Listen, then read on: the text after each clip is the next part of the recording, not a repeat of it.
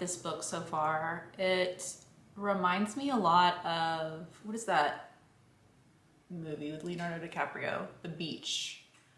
I read that book a year or two ago, and the way Stephen Hall writes reminds me a lot of the writing in The Beach. They both have this quality of writing that's very dreamy and philosophical. The only small little thing that bugs me a little bit is the romantic relationship between the man and the woman. I feel like the woman's character is very annoying. But I really like this book so far. I'm really glad I picked this one up. I think this was a really good first book to get started with. So I'll probably read more tonight, and I'll check in with you again later.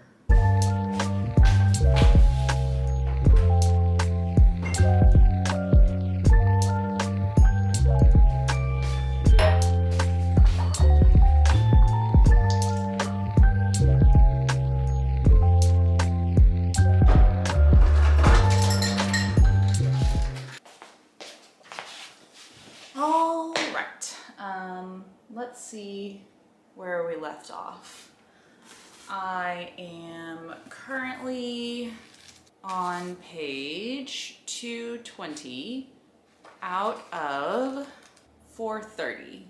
So I have about 200 pages left. I'm actually like right about in the middle of the book. I've been reading this a little bit before I go to bed each night, and I'm still really liking it. The book has changed a little bit. No, actually kind of a lot. In the beginning of this book, I feel like it was a lot more focused on language. So it felt like the author was putting a whole lot of effort into the description of really mundane things, and it gave the book this very surreal quality. And after about the first fourth of this book, it seemed to kind of leave that behind a little bit and focus more on plot. So what's been happening recently in my read is that it's kind of one thing after another. Things are speeding up really quickly and kind of wild things are happening.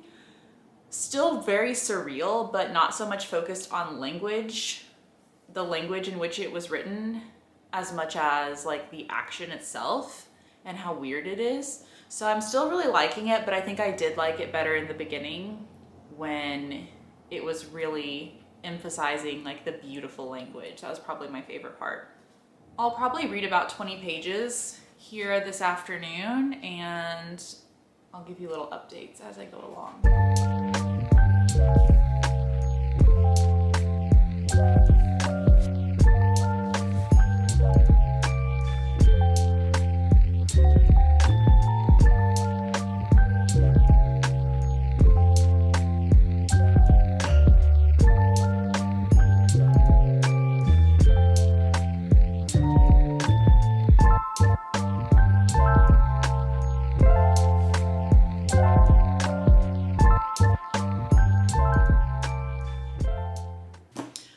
So I just finished reading my 20 pages for this afternoon. The plot has moved along, but I'm still kind of missing that really descriptive language that I loved in the first quarter of the book.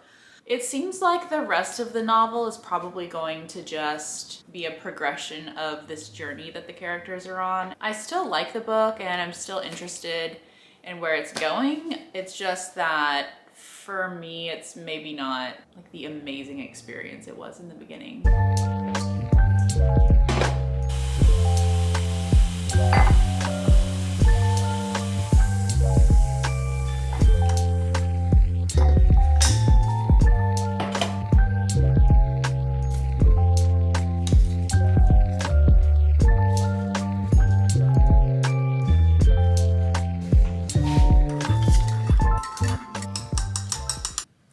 All right, so I am sitting down to read the last little bit of the Rorschach texts, and I think I have about 15 pages left.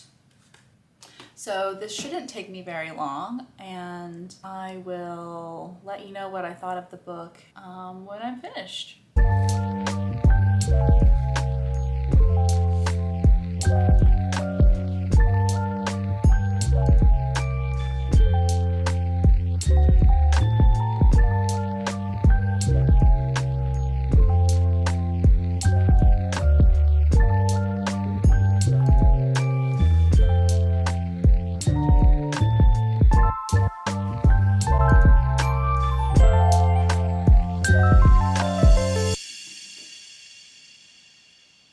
That was kind of sad. Actually, it's very sad.